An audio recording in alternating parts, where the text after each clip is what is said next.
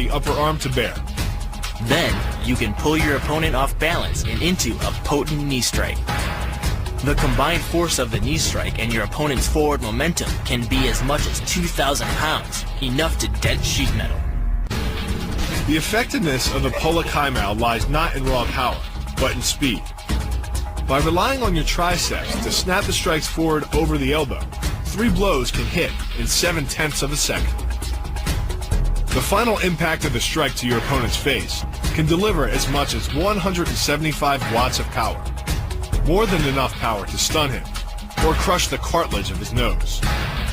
You then add insult to injury, firing one last shot into one of the most sensitive regions of the body, the groin. Pulling off the move relies on 2 factors. The first is to combine the block and the strike into a single action. This reduces the time your opponent has to respond to just 1/10 of a second. But the real focus is to aim your strike at the throat.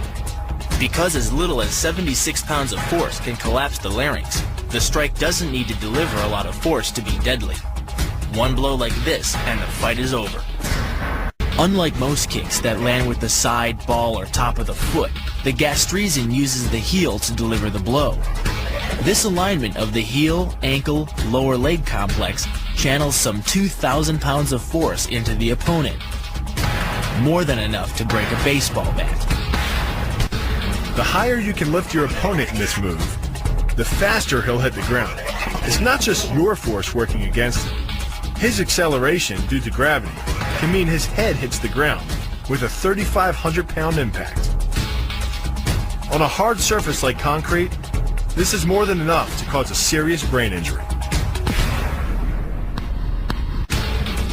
First, the opponent's arm works as a lever to optimize your control.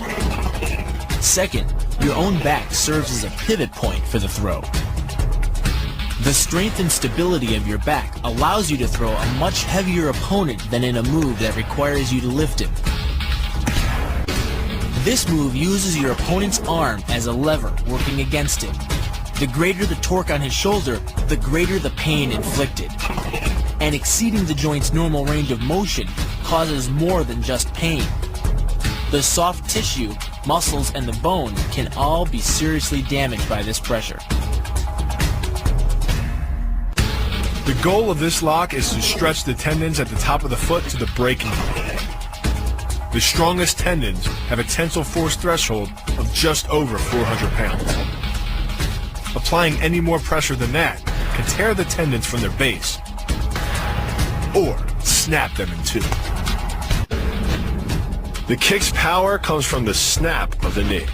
The snap is created when the quadricep, the largest muscle in the body, contracts and pulls the tendon connecting to the foot over the knee. Using the knee as a pulley, the strength of the quad is enough to accelerate your foot to speeds close to 30 miles per hour.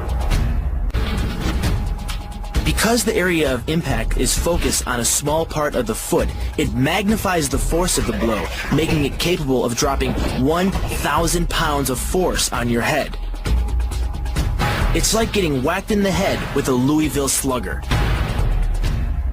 The block works by taking the opponent's blow at an angle, which deflects the energy of the blow away from the vulnerable torso.